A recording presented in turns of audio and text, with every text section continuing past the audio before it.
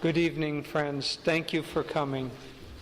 It's a very great blessing to be here and to be sharing these wonderful teachings that have transformed so many thousands and millions of lives. I want to first begin by asking the presence of Mahavatar Babaji, of our great master Paramahansa Yogananda ji, and our lifelong teacher and friend, Swami Kriyananda ji, that they bless this evening and help uplift us all. I know that many people in the West are not yet familiar with the life of Paramahansa Yogananda, but also many people here in India, even though he is one of the greatest representatives of this great land to ever be born and to come to the West. Many people are not all that familiar with his story, so I'll tell a little of that and a little of the heritage, the lineage of Mahavatar Babaji, who has, according to Master and other many great... When we say Master, we're referring to Paramahansa Yogananda ji, this great, great soul.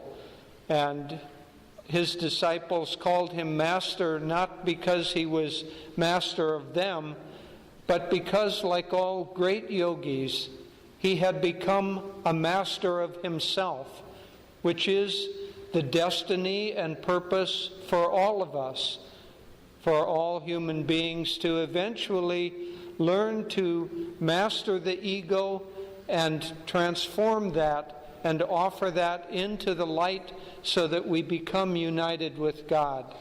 So we call him Master for that purpose.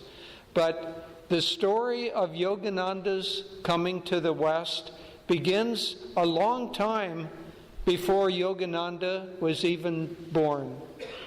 It begins high in the Himalayas with Mahavatar Babaji and Jesus Christ, and those two souls representing spirituality for the West and spirituality for the East felt that now the time had come to unite East and West together, and that over time that the West had grown to become a certain sense of expertise, a certain development in material efficiency, and that material efficiency could be of an aid to the East and an aid to India.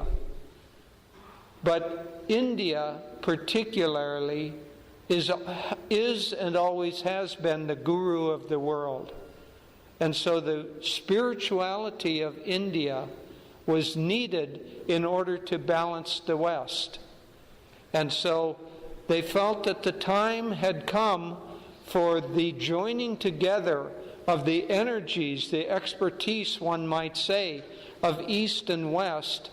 And so they felt that the time had come that a representative of Indian spirituality at the very highest level go to the West in order to bring Indian spirituality, the concept of yoga, the concept of a yogic life, and a worship of the divine that was not only a worship to the divine, but a worship in the divine, and eventually becoming a merging into the divine. This is the great, great gift of India to the world. As Swami Kriyananda told us, he said that all religions worship God, but only the Indian yogic path has the thought that it's possible to merge with God. Only India has the concept of moksha, of freedom from ego and merging into God. And so that great concept needed to go to the West. We think of these great masters. The mythology and the stories of Babaji it makes him seem that he isn't quite a human being. After all, he has lived according to the stories that Yogananda, in his great book, Autobiography of a Yogi, devoted many chapters to Babaji, devoted 3 of them especially only to Mahavatar Babaji alone. And he's explained that Babaji has been deathless for many, many centuries. He also said that Babaji was a reincarnation of the great avatar, Krishna. And so when we pray to Babaji, we pray Krishna Babaji or Babaji Krishna to acknowledge that connection there. So this great, great master has the duty, the responsibility, one might say, to look after the spiritual development of the entire planet. And so many decades before the birth of Master, Babaji said that he knew, of course, these omniscient beings, they know everything, but he knew of the coming age that we all live in, that it was going to be a very restless age, that it was going to be an increasingly materialistic age. What does materialistic mean? It means that we look for our happiness outside of ourselves. We look for our happiness in material things. Swami Kriyananda once told us of a conversation between a Christian missionary and an Indian. And the Christian missionary was saying that he had a difficulty because there were so many superstitions in the Indian religion. And the Indian man, in a very centered but slightly humorous way, said, "Excuse me, sir, but what greater superstition could there be than to think that you can find happiness outside of yourself and in material things?"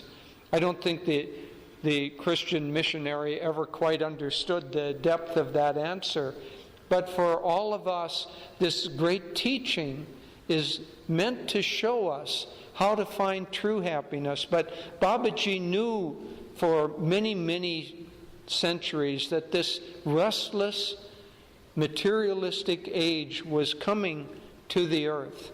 And in order to balance that, it needed to have a spiritual core to it. And so he promised Yoganandaji's guru that in the future I'm going to send you a disciple that you need to train, and then this disciple will go to the West. And that disciple was Paramahansa Yoganandaji, who was born in 1894 and grew up in India, and then in 1920 went to America and spent the rest of his life, except for a year in which he returned back to India. He spent the rest of his life in America. Starting from about 1922 or 23, he began lecturing around America, and he became the most popular speaker in America for a span of 2 or 3 decades. He would go to the largest halls in America, Carnegie Hall in New York, and great opera halls, the largest venues that could be found that held 3,000, 4,000, 5,000 people. And he would lecture at those halls, and the seats couldn't hold the number of people that were there. His fame became so great that people would arrive several hours before the lecture, knowing that unless they came early, they couldn't find a seat, even in a hall that held 5,000 people. So he went around America, as he said, churning the ether, churning the very elements in order to plant this great teaching of yoga and the great teaching of liberation, the great knowledge that comes from the East. And so from that time when Yogananda arrived in America, I doubt that there were 200 people that had a regular practice of meditation. It just wasn't known in 1920. There were a few people who had studied a little bit and perhaps had connections, but very, very few in America. Now, not only because of Yogananda, but Yogananda, was the forerunner for this great teaching to come to America, the Vedic sciences to come to America. Now, because of him and many others, including one of your very own, Swami Satchidanandaji, who we met and often had connections with. But many other teachers, after Yoganandaji came, many other teachers, because he had opened the way, began to come. But now the latest statistic that I read is that 25 million people in America have a daily practice of meditation. And so that tremendous change has happened. Now, in exchange, Western material efficiency has come to India. We live in Gurgaon, where there are so many big malls that look like they were picked up out of America and transported right over to India, that it's a little bit shocking for us. Now, to be honest, my friends, I think that America got the better part of the deal, getting the Indian spirituality, and I think you got the short end of the stick by only getting the material efficiency. But that's not the exact plan of, because these two together, if they can be joined together, if we can see life not as something that is material life also, not as something that's separated from spirituality, but if we can infuse the knowledge of God, the searching for God, the desire to have God in our life, if we can infuse those together into our daily life, into our homes, into our families, our children, our schools, our places of business, if all of those become spiritualized, then we will have an upliftment of society. These great teachers, they come in order to help uplift society. The avatars come with a specific purpose of uplifting the consciousness of the entire planet. And so Babaji came with that purpose, or trained Yogananda to come to the West with that purpose. And now, as Brahmacharya Aditya said, Ananda, Swami Kriyananda, wanted very, very much to bring the name and the teachings of Paramahansa Yogananda back to the land of his birth, because it's in this land that he was born. You know, the very last words that Yogananda spoke, he loved India so much, he missed it. If a great, great saint can be called to miss anything, but he'd missed India so much. He loved India. And his very last words, he had predicted ahead of time that he would be passing. That these great ones know, of course, that when they're going to leave the body. But he said to his disciples way ahead of time, he said, I want to go with my boots on, meaning still working, still offering what God had asked him to do. But he said, I want to go speaking of my America and my India. And the very last words that he said, Swami Kriyananda was there, it was at a banquet honoring the ambassador of India who had come to Los Angeles. This was in March of 1952. And Yogananda gave a short talk of welcome and talk about the teachings that he was responsible for bringing to America. But his very last words were speaking a poem that he had written called My India. And the last words, "My body is blessed, it has touched that sod," meaning the land of India. And as he said that last word, sod, it became a long sigh, and then he dropped, and he left his body in that manner. Afterwards, he went on to transform still the consciousness of an entire country, because he had written a few years earlier the great, great book, Autobiography of a Yogi. And that book, as Sri Kartikeyanji was saying, has been translated into more languages than any other spiritual autobiography. It is still, to this day, almost more than 70 years after its initial printing, it is still the best-selling spiritual autobiography of all time and in many countries. Just a few years ago in Italy, it was on the top of the best-selling books for nonfiction books. And so for a book to have that kind of power that goes on and on and on and has transformed literally millions and millions of lives. So that, in a certain sense, is the mission of Mahavatar Babaji and for the teachings of this time. We heard a few weeks ago a very interesting story. We have friends in New Delhi, and the mother of the family, who has now passed on, was an extremely saintly woman. Her home in New Delhi was open to all spiritual teachers and all saints, and all of the great saints that we hear about from the 1940s and 50s and 60s, a great many of them visited her home and stayed with her and blessed her.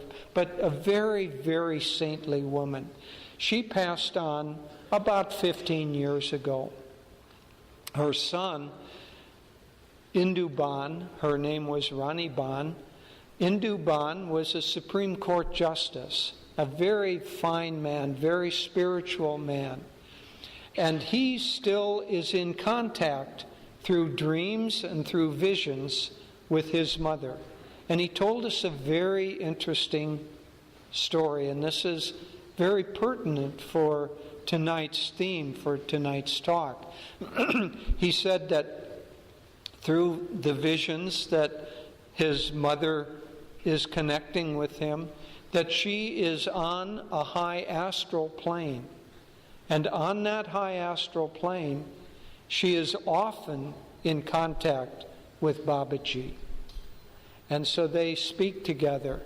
And Babaji told her, she asked him, the difficulties that people have on the planet, there's so much darkness and so much discord, and there are wars and violence.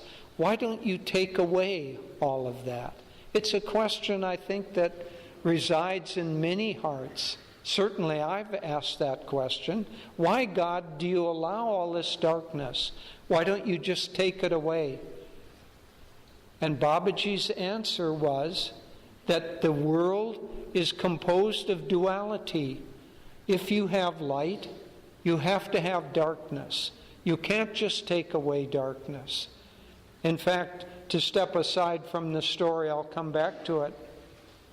Yoganandaji would often take his disciples to the movies. Tonight we're going to see a wonderful movie the answer. But in those days, mostly the movies were in black and white.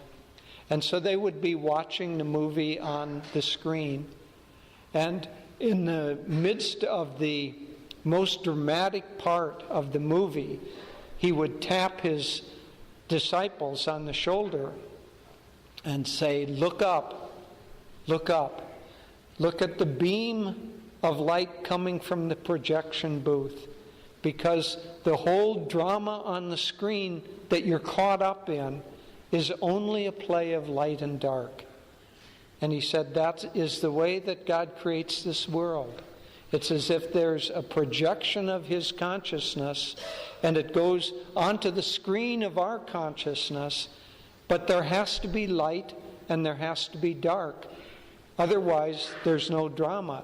So when we say, pray to God, take away all the darkness, if he were to do that, there would be no drama. There would be no creation left. This world is God's movie, God's drama, God's Leela. Master Paramahansa Yogananda ji said he created it for our education and our entertainment. Then he said, but how very few are either educated or entertained. Because we get caught up in the drama of the movie. We get attached to the results of the movie. And it's one thing to view it up on the screen where you know you're safe, that nothing bad is really going to happen to you. There's a part of your mind that knows it's just a drama. And so you enjoy the frightening scenes. You enjoy the tensions and the battles. But when that happens on the screen of your own life, then it seems like it takes on another kind of reality. And unless we have, by spiritual practices, the ability to detach ourselves somewhat from the drama of our life, then we get so caught up in it, the reality of it begins to overwhelm us, and then we pray to God, why don't you take away the darkness?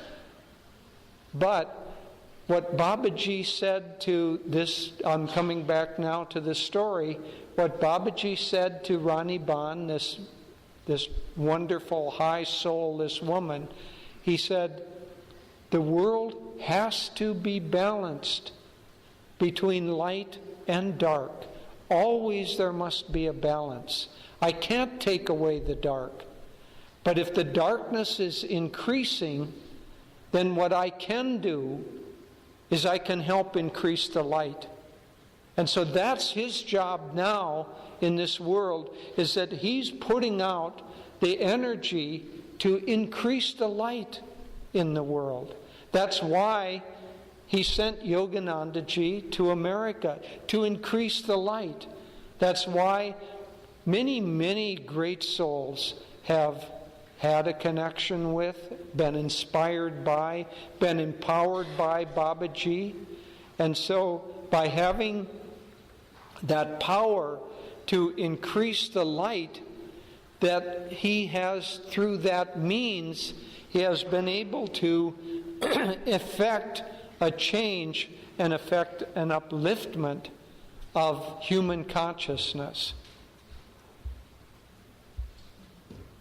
We are getting a table. Oh, thank you. They noticed that my throat was getting a little dry.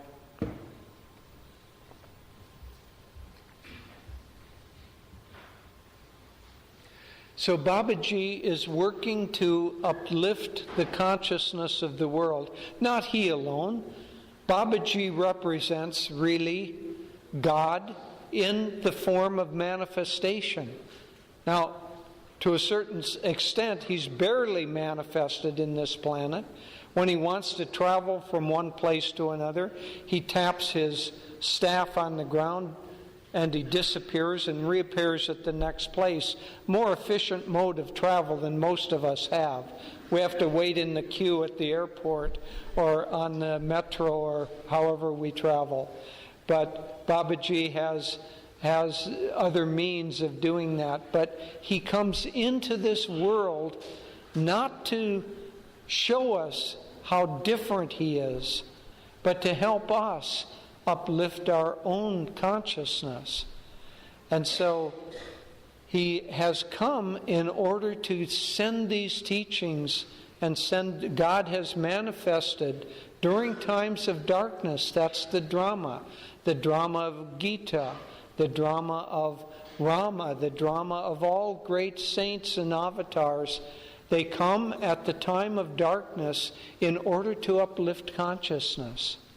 And so that upliftment of consciousness, the increase of light that Babaji is effecting in the world, is, one could say, his mission, but also the mission of all great teachers, of all great spiritual souls who are part of that work of God to increase the light in the world, to balance the darkness which is increasing. Now, how does that light, how does that upliftment of consciousness take place in the world? You can't, society is not a real thing. It is only an accumulation of millions and millions, in our case, billions of individuals. So the grouping of billions of individuals together is the amorphous word society. You can't uplift society as a whole because it doesn't really exist except as that accumulation.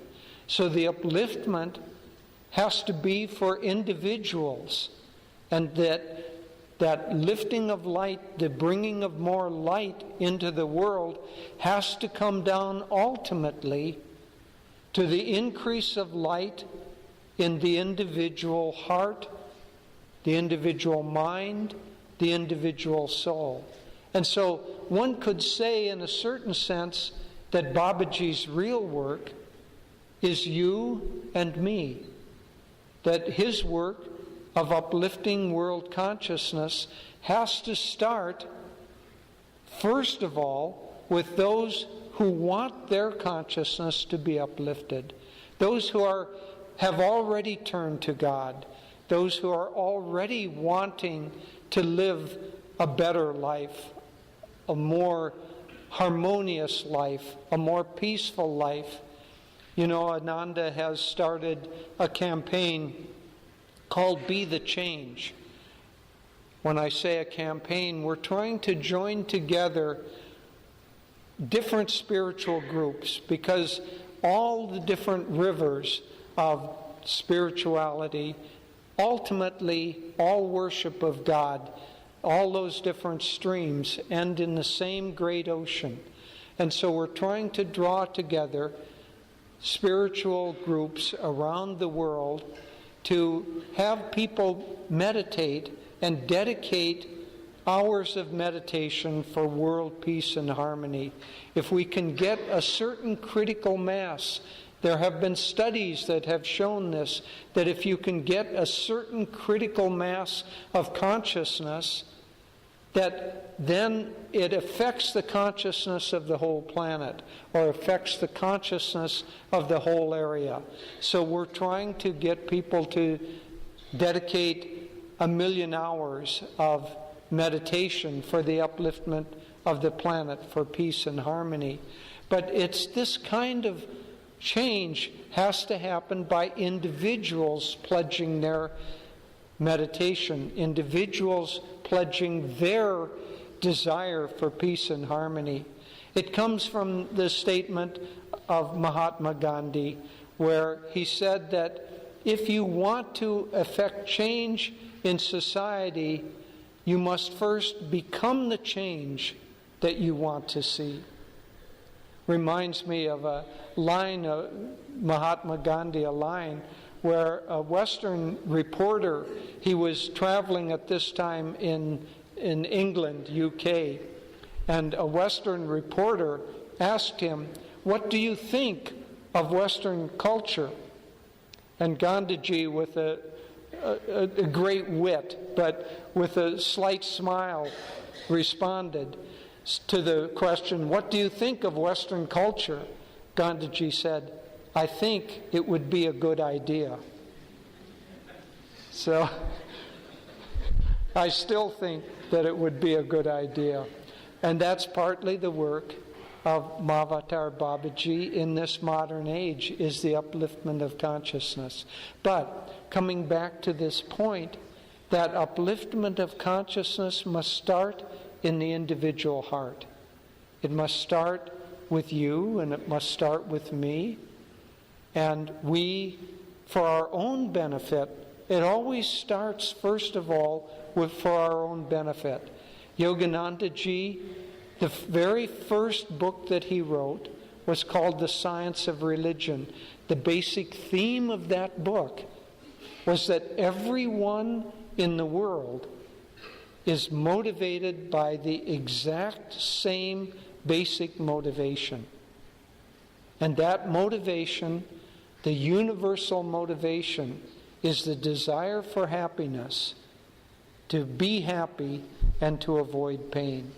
So everyone and everything that we do is built around that motivation.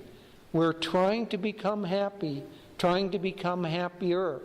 But if we define our happiness according to something outside of ourselves, then we will find that we're never able to achieve permanent happiness, because true happiness is something that happens inside of us. Real happiness comes from our reaction to things.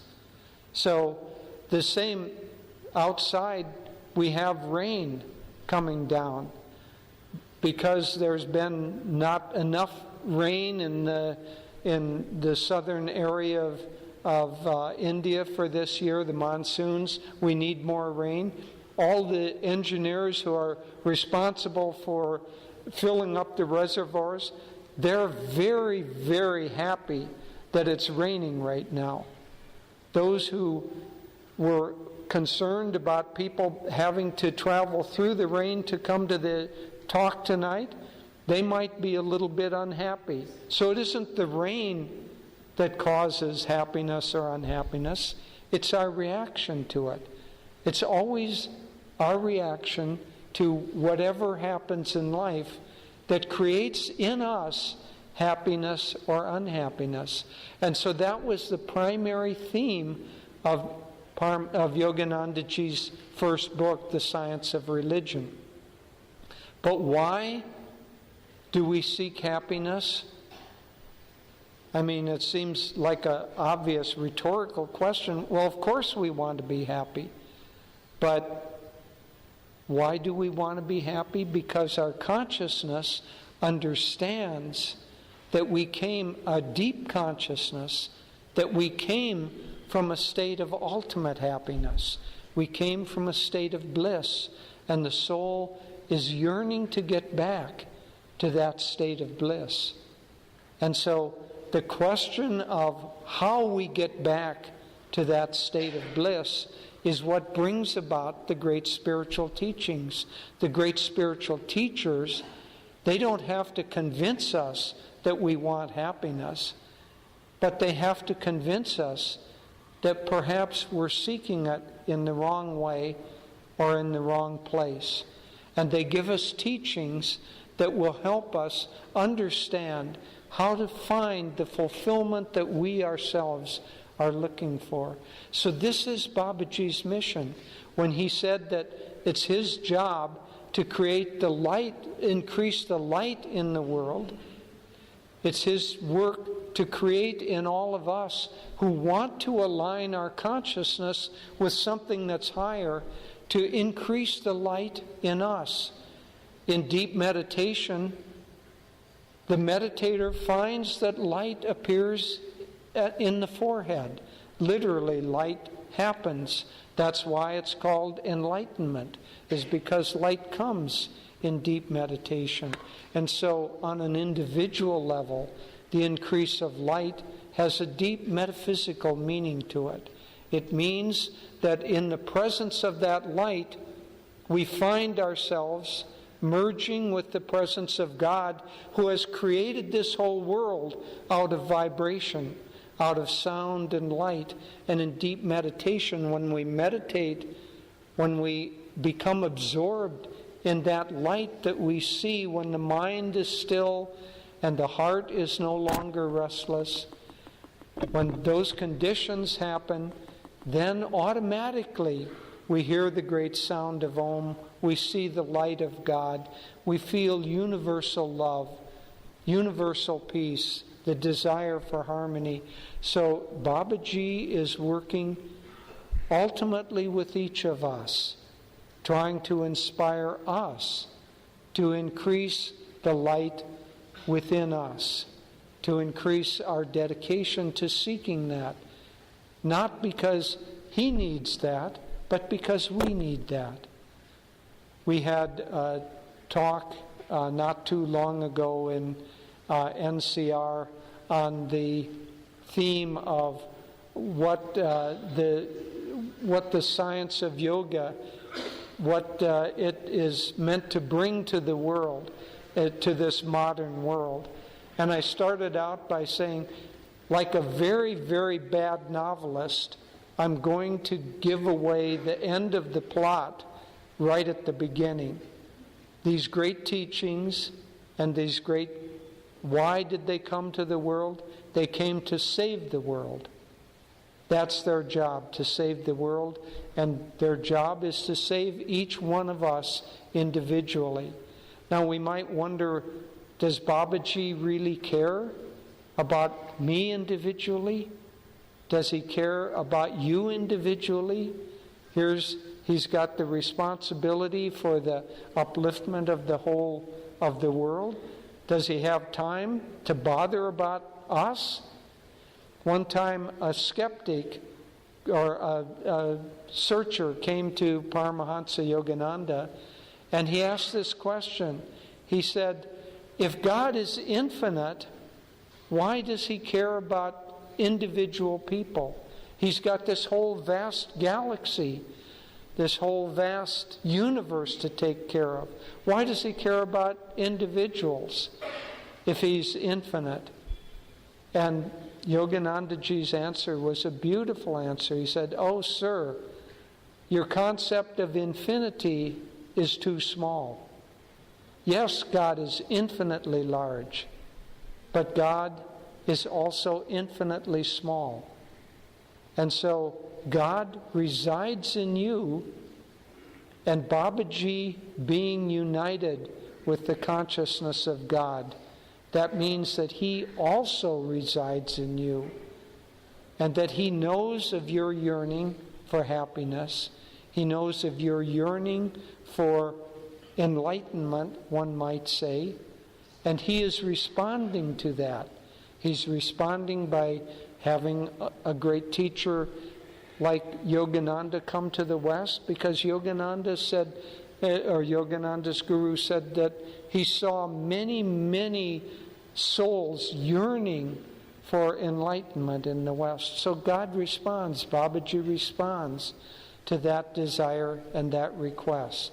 And so, to the extent that we reach out to God, to the extent that we ask his presence to come into us, to that extent he will do so. I'll just end by a beautiful image that Anandamoy Ma, the great woman saint, I had one of the great blessings of my life was meeting and spending time with her. One time there was a disciple of hers who was a very restless sort. He was just getting on the spiritual path. And so he was himself restless. And when he met Ma, as everyone called her, he noticed that she traveled.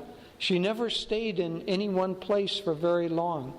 A day, 2 days, not very long at all, and then she would be traveling again. And he thought in his mind, I know that she's a great saint, but why is she so restless? Why is she so agitated that she can't even stay still? And then one time Ma said, took a small group, and she said, we're going to this place, remote place, and there's a lake there. So they were in a small group of buildings. And she said, tomorrow, let's go for a picnic to the banks of this beautiful lake. And so they got up, they made a beautiful picnic lunch, they packed some baskets, and they walked out to the picnic grounds and spread out the blankets, took the food out of the picnic basket, and before this young man could take a single bite, Ma said, we have to go. And you can imagine, he was already of a restless sort. He was already a little judgmental. He thought, I can't even have my meal? She's so restless we can't even have lunch? What is this? And she said, we have to go. And of course, he had to pack up, couldn't have his lunch, and they began walking. But she stopped under a tree. And just as she stopped under the tree, a little bird fell out of that tree and fell at her feet. And there was a boy with them. She said, take the bird and hold it up in front of me. And the bird, he did so. And the bird looked into her eyes for about a minute and flapped its wings, and then it died. And she said, before we came, I heard the soul of that bird calling to me, and that's why we came to this spot. And so in that moment, this young man realized that she never did anything for herself or really from her own volition. She did what she did in order to help the whole world. She was the incarnation of compassion. And so Babaji, Yogananda ji, our great teacher, Swami Kriyananda ji, these great souls come only to offer love, only to offer light, only to offer their blessings. And blessed are we to have them in our midst and to open ourselves to receive the gifts that they have brought to us. Good evening, everyone. I want to, first of all, thank all of you from Coimbatore for joining us today. This is our first time in your city, and I must say it's one of the most beautiful cities we've seen in travels throughout India.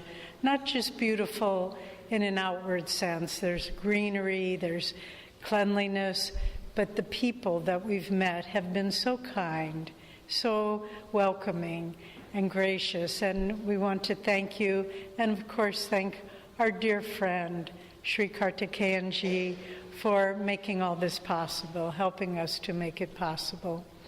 I also want to thank friends I see here from Bangalore, from Chennai, from Pune. I'm from America, so thank you all for joining us. What we know, so much of what we know about Mahavatar Babaji is from the pages of Autobiography of a Yogi. And it says in that book, that great book, if one utters the name of Babaji with reverence, he attracts an instant blessing. And so when I thought about this evening and what we would be sharing with you, I just prayed that we all could, with reverence, think of Babaji, each one of us, and then we would draw that blessing. Because these great ones, as Jyotish has been saying, yes, we read in autobiography that Babaji is immortal, ageless, will continue in his body throughout this age. But nevertheless, in that vastness of consciousness, he cares about each one of us. That's why they've come. And Babaji is silently guiding the evolution and the development of global consciousness. And just when we think, oh, things look so bad, the great ones come in and they make a shift. Yoganandaji said that during the Second World War, when it looked like the forces of oppression, of Nazism, were going to conquer the world, the Babaji and the Himalayan masters put the thought in Hitler's mind to divide his forces, to keep half in Europe, send half to Russia. And in those divided forces, he was weaker, and that broke the back of his military effort. We don't see what's going on behind the scenes. We see only what we read on the internet, in the newspapers. But that is the most superficial of all realities that is really happening. It's these great ones who are guiding humanity, drawing us towards our higher self. We heard a remarkable story recently. Ananda has a very beautiful charitable work that we've started the past 2 years in Vrindavan, helping the widow mothers, the homeless widows that are living on the streets. And it is reputed that there are nearly 10,000 homeless widows living in that beautiful city. And so we've started a charitable work that we call Paramahansa Yogananda Public Charitable Trust. And we are feeding many thousands of these widows. We have 9 care homes where they live, where we're housing nearly 300, where they have a roof over their head. One woman said, it's very touching to hear these things, very moving. She said, for the past 25 years, when Diwali came, I was alone on the street, and she's living in one of our care homes. She said, now for the first time in 25 years, I have people that care about me. And this is the work. This is the work of Babaji and the Masters. It's not just for the Himalayan yogis. It's for the little widow living alone and abandoned and neglected by society. And we heard a story. We were visiting this Yogananda Trust shortly after we arrived in India in September. And we went to one of the care homes. And one of the women in charge told us an amazing story. She said there was a woman, a poor widow, mother, homeless, living on the street. And she was so ill, and so she hadn't eaten for many days. And she had a big malignant tumor on her back that was rotting. And it smelled so bad that no one would come near her. And she just prayed to God, please, let me die. What is the purpose of this life? And at that moment, a man came up to her, and he said, Mother, come with me. Come to this care home. And he told her where it was. She said, I can't even move. I don't know where this care home is. I don't know what you're talking about, really. And he clapped his hands, and a 3-wheeler came, and he put her in this 3-wheeler and instructed the driver where to take her. And she was brought to one of these care homes. And they took her in, they bathed her, they fed her, and they noticed this large tumor on her back. And they sent her to a nearby hospital where she was treated. And after a month or 2, she was healed and came back to live in this care home. And after some time, she came up to the woman running the home, and she held a picture of autobiography of a yogi, which has a beautiful picture, this picture on the right of the altar. That's the cover of autobiography. And she went to the woman running the home, and she said, you see this picture? This is the man that found me, abandoned and in pain along the side of the road. And he brought me here. So these great ones are not... these great ones, their eye is on the least of the little ones. And when we ask, what is Babaji's mission to the modern world? Well, what is the modern world? Is it the malls? Is it our mobiles? Is it the internet? Is it nuclear weapons? These are things. These are not, they are reflections of a technologically evolving society. But the modern world is the consciousness that is composed of every individual. And one can use nuclear energy for great destruction. You can use it for human betterment. It simply depends on the consciousness. And so these Mahavatar Babaji came, and I will share a few stories that from Autobiography of a Yogi, which give us insight into what his mission is. And we go back first to the 19th century, 1861 it was. This is when Babaji called his foremost disciple, Lahiri Mahashaya.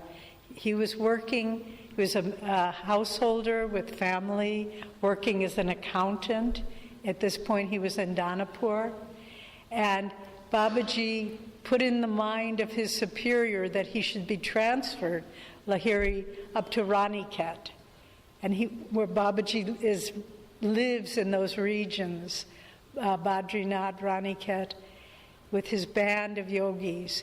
And so he called Lahiri Mahashaya to him. And two things happened there that give us an insight into what his mission in the world is today.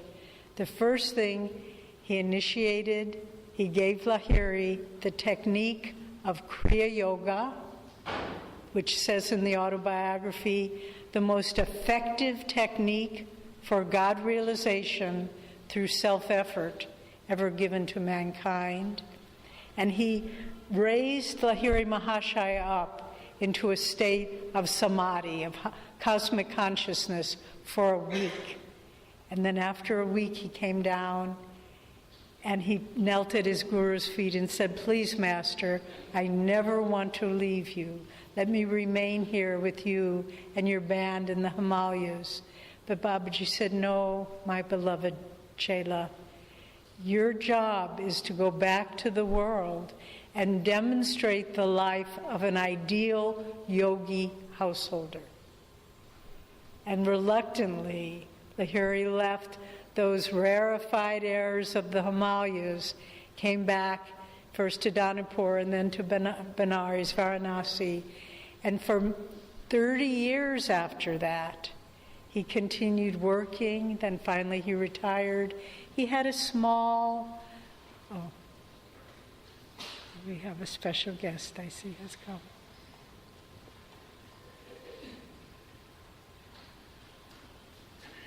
Welcome, Swamiji. He had a small sangha where he shared the teachings, but two things that are important here to help us understand Babaji's mission to the modern world. He brought these teachings not only for the Himalayan yogis, he brought them for the men and women living in the work-a-day world, holding jobs, raising families, having responsibilities, the problems of daily life. He knew that unless the consciousness of the common man could be uplifted, the world would not be elevated. So that was part of his mission, to show that the ideal life of someone living in the world, but not of the world. And Babaji said, he who fulfills his worldly duties with non-attachment treads the sure path to liberation. And we all need to remember this. Very often when we're lecturing in India, people say, "I'm an ordinary person. Can I practice these teachings?" And we say to them, that is why Babaji came. He came for you. So you could say yes. As an ordinary person, you can practice these teachings. And I have had the good fortune, the good karma, of living in a community, a spiritual community, for almost 50 years, started in 1969. And I have seen people married, single, with children, sannyas, all of them, all moving forward spiritually, all with the love of God in their heart. Someone asked Yoganandaji once, you have householder devotees and you have renunciate devotees. Which is the best? His answer was fabulous. He said, good, better, best. God looks at the love of the heart. That is all that is important. The love of the heart for God. And the outward circumstances were just fulfilling our karma. But then also, in that meeting, the technique of Kriya Yoga. And we will be giving classes here in Coimbatore in Kriya Yoga preparation. And Kriya Yoga is, Master called it the jet airplane path to God. And if you learn this technique, coupled with a deep reverence and a deep devotion, you will find a state of spiritual advancement. You will feel yourself being transformed because it works, Kriya works with the very subtle energy that is inherent in all of us. So then we move forward to another story. We go forward to 1894. Swami Sri Yukteswar, the second from your right, he was in Allahabad at the Kumbh Mela. And he was looking at all the different sadhus there, all the different things happening. And all of a sudden, a very radiant person came up to him and said, "Sir, a saint wants to talk with you." And he said, "Who is he?" And he said, "Come and see." And so Sri Yukteswar came, and he saw this radiant youth, blooming like a lotus, he described him, with long copper-colored hair, and it was Babaji. But he didn't recognize him because Babaji can obscure the thoughts, any specific thought. And he said, he called Sri Yukteswar, he said, "Welcome, Swamiji." And Sri Yukteswar at that time was not yet a sannyas. And he said, "Sir, I am not a Swami." And he said, "He upon whom I bestow the title never leaves it." And he said, Sri Yukteswar said, in that moment, he felt he had received the Swami Diksha, Swami initiation.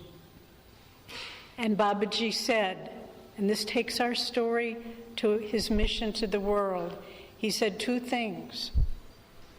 He said, I will be sending you in the future a disciple who will spread the teachings of yoga in the West. And he also said, I want you to write a book comparing the underlying truths of the Bhagavad Gita and the Christian Bible. And Sri Yukteswar said, can I fulfill this? And Babaji said, with my blessings, of course you can fulfill it. And so, again, 2 points that describe his mission. The first, that he foresaw the spread of these teachings in the West, world unity. And second, he wanted to begin the unity of all religions, to show the underlying commonality, the underlying truth of Sanatana Dharma, which is the foundation, the bedrock of all world religions. And so Babaji's mission, we see, is to unite East and West, unite religions, so there isn't sectarianism and division between us. And again, we see the vast scope, the vision of these great avatars that slowly introduce currents of thought, currents of spirituality by which humanity is transformed. And then finally, one last story from autobiography. We move forward now. We had 1861, 1894. Now we go to 1920. And this is up in Ranchi. And Yoganandaji is there meditating in the school he started, which still exists to this day for young boys. And he feels this inspiration. You must go to America. And that day, he announced to the faculty, to the students, I'm going to America. This was in 1920. Ocean voyages to the West were not that common. And he went down, he went back to his home in Calcutta, and he told his father, I'm going to America. And his father, as Jyotish said earlier, at first resisted. But then he said, as a disciple of Lahiri Mahashaya, I give you my blessing and I will give you financial support. But Yogananda went up to his room and he prayed and prayed. And he said, Lord, I will do your bidding, but give me the assurance that I can complete this mission, that I can fulfill it, that I can honor these great teachings in the materialistic West. And then the door opened, and a radiant youth with copper-colored hair entered the room, and it was Babaji. And he said, you have my blessings. You are the one that I designated years ago to go to the West. And so the bringing together, the uniting of East and West, of renunciation and householder life, united in the search for God, the commonality of religions. This is the mission of this great, great avatar, Mahavatar Babaji. And as we move forward in the times in which we live, times of uncertainty, times of violence and divisiveness, let us never forget who is in charge here. It is not the politicians. It is not the big businessmen. But it is the great, great avatars who are moving our world forward. And Babaji said that it is his job to help the evolution and bring about the salvation of humanity in our time. Now, what is our part in all of this? Because it always has to, in Autobiography of a Yogi, there's a wonderful, wonderful chapter called An Experience in Cosmic Consciousness, where Yoganandaji is a young disciple in his guru's ashram, and he's been begging and begging him for the experience of samadhi. And finally, one day Yogananda is meditating in the ashram, and his guru Sri Yukteswar calls him, and at this time his name was Mukunda, and he calls him, Mukunda, come here. Sri Yukteswar was a very stern guru. I don't know if many of us could have stood his training, but Yoganandaji he didn't answer at first because he was trying to meditate. And then Sri Yukteswar called again, Mukunda, come here now. And Mukunda yells from a higher floor, Sir, I am meditating. And Sri Yukteswar said, I know how you are meditating, with your mind scattered like dry leaves in the breeze. Come down. And the crestfallen Yogananda knelt at his guru's feet, and Sri Yukteswar said, your wish shall be fulfilled today. And he tapped him lightly on the chest. And he said he felt as though the breath was drawn out of him, as though by a syringe. And then his consciousness, and he describes it so you can understand it, you can feel it, what it is, as he describes it. That's the beauty of autobiography. It describes these great saints, these great avatars, these great levels of consciousness, and you think, I can understand that. I could do that. And he said that that's what he loved, why he loved the West, because they thought, doing, I can do this. And the West had that enthusiasm, but Sri Yukteswar tapped him on the chest, and his consciousness began to expand and expand until finally he saw all of creation like the lights of a city twinkling in the distance. And he said, and then I realized that the center of all creation was a point of intuitive perception in the human heart. That's the end of the story. You can go very, very far. You can look at galaxies unknown, but it all comes back to a point of perception in the human heart. And this is why the masters come, to awaken that point of perception within us. So the mission of Mahavatar Babaji to the modern world is simply God touching the heart, uplifting the consciousness of each one of us. And in that simplicity, God dwells. In that beautiful oneness, beyond ego, beyond self-importance, in the simplicity of the soul, receiving the grace of God. This is where the divine dwells. This is the mission of the great ones. And so as we began speaking, quoting the autobiography, he who utters the name of Babaji with reverence receives an instant blessing.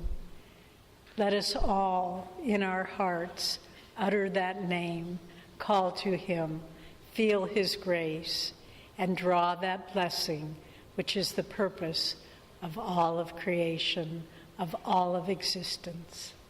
Thank you.